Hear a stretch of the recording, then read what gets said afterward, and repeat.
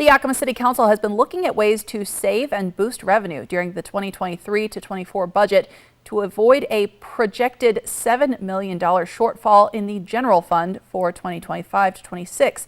Apple Valley News Now's Emily Goodell tells us what the council has decided on so far and what they're still working on for the long term.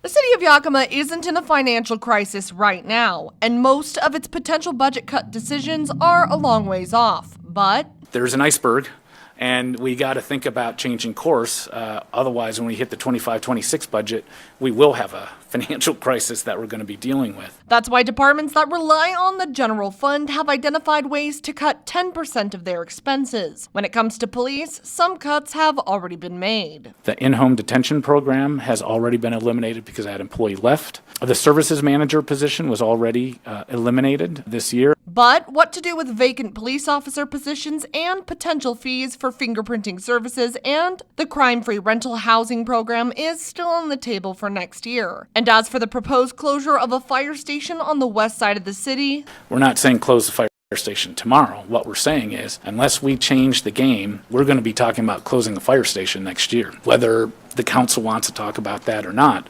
that's the reality of where we are. Fire officials have pitched the idea of forming a regional fire authority with neighboring fire districts, which would take funding the fire department out of the city's hands and open up new revenue options. The last time this was looked at was like 2013, 2014, and it didn't get past council.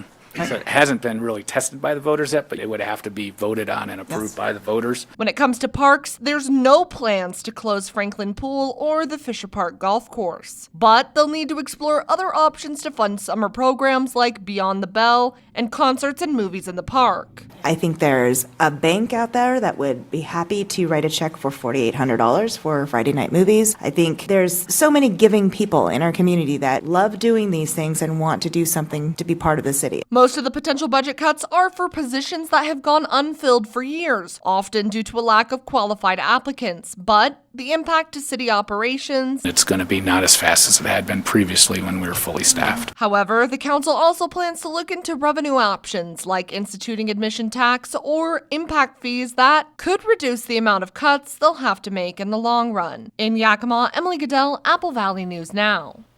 Now, the Yakima City Council will be taking a closer look at the 2024 budget this fall, and they'll continue exploring options for the 2025 to 26 budget.